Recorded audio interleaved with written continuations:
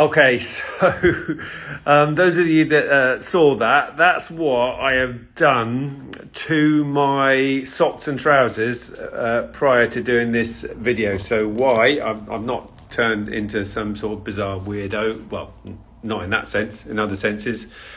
Who knows? But right, I'm in a property that's been vacated by tenants and the carpet is infested with fleas, right? So I have tucked my jeans in my socks and I've actually sprayed some of this because I'm sure there's better stuff than that, but Jungle Formula Mozzie insect repellent. So I've sprayed that all around my shoes and socks, etc., to stop the fleas getting in and biting me. Because I've had this in the past, and by the time you get home, you didn't realise you were getting bitten to death, and you got loads of flea bites, and you've got fleas in your car, and taking fleas in the house, and all that sort of stuff. So hopefully that won't be the case this time. Right, so this house, it belongs to a family member, and by their own admission, they weren't keeping a proper check on the tenant, and they got the property back from a tenant wanting to sell it, and it's in a shit state. Okay, so they weren't using an agent. The checks weren't being done to make sure the tenant was looking after the property, and there's literally fucking great holes in the ceiling in this property where water's coming through. Right, so let me have a little show you round. So I'll show you the damage, and ultimately I'll explain what we're going to do at the end of this video to this property. So front door there, out onto the road. Okay, so we're downstairs obviously, and earlier on I went to the loo and flushed the toilet, and it's calmed down a bit now, but you can still hear and see it dripping. This is the hole in the ceiling, and the water is still dripping through onto the carpet below. I keep pressing the wrong button.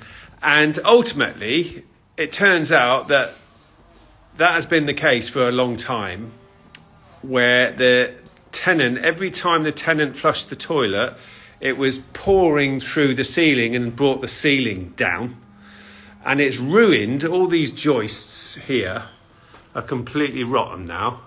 Okay, so that's all going to need replacing and cause an awful lot of damage. And unfortunately, that tenant didn't think it was necessary to inform the landlord that this was happening. So the landlord, before it causes a hell of a lot of damage, can just get out and fix the toilet. It's probably just bad seal, okay, with the waste in the toilet, so that the toilet could be fixed.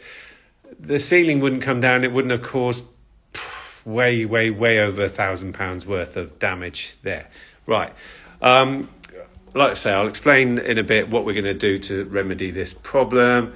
So let's just go through. So that's just reference. That's where we are. Front door. Coming through into the kitchen. This is basically a full refurb job for somebody to turn this into something nice. Garden's completely wild and overgrown, but you've got the garden out there. Okay, we're going to go upstairs. I'll show you the toilet upstairs. So up we go. Infested with fleas carpet. Hopefully my Mozzie repellent is deterring them. So you got 3 bedrooms up here. I noticed there's no loft access as well, but you've got bathroom, combi boiler in there, and this is the culprit, where that toilet flushed that toilet and it's just pouring down into the room below. Okay, so yeah, no loft access. That's not ideal, because you're going to need to get into that loft in order to check what's going on. So normally a buyer's going to send a surveyor in there, or the bank's going to send a surveyor in there to look at the loft. So Don't know how that was bypassed when this property was bought by the family member, who I'm not going to mention. But I've been called in to help. Okay, so what we're going to do, we're going to sell it at auction, right? Because here's the thing. If you get an agent in and the agent says, oh yeah, it's superficial, you know, we could get 150 grand for the house, you know, and people see pound signs and they say, okay, yeah, great, well, let's do that then. And unfortunately, I mean, the mortgage on this is over 70k, right? So here's the problem with that. You sell it via an estate agent under normal scenarios. Someone sees a house that they think, oh, 3-bedroom house, that's cheap. Then they try buying it with a mortgage. Then what happens is the surveyor goes in on behalf of the lender, okay, and says, no, it's not worth the asking price, or it's not worth the purchase price, or puts a massive retention in place. And then it all falls over, and the buyer cannot buy with that said mortgage. And so it falls over, it goes back on the market, and these things can then drag on for years, right? Because the property just shouldn't be sold in that way. If it's sold in the normal manner through a normal estate agent, it should have a fair amount of work spent on it first to make it mortgageable. This one, it's gonna fail. Okay, it's just gonna fail, and the family member in question doesn't want to spend lots of money on getting it mortgageable in order to sell it. And so, what's the answer? Sell it at an auction, because you sell it at an auction. It's normally going to be bought by an investor, but ultimately, a property like this is going to be bought by an investor who can see the work that needs doing, and they're going to have to exchange on the day of the auction, and then depending on the auction house's terms and conditions, 2 weeks or maybe 28 days later, they have to complete, or they lose their deposit, which is normally 10%. So actually, that's the safest way of dealing with this. So then literally a couple of weeks or a month later after the auction, it's done. The house is sold, and you can walk away from the problem.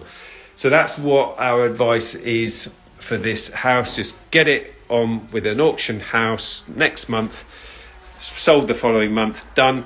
And it's sold as seen. An investor knows what they're buying, and you're not going to have the scenario where a normal house buyer who's gonna want to live in the property ends up with an absolute nightmare to deal with if they manage to buy it with an auction and don't realise all the problems, because there's an awful lot of problems. Rising damp I've spotted in this property, there's all sorts wrong with it.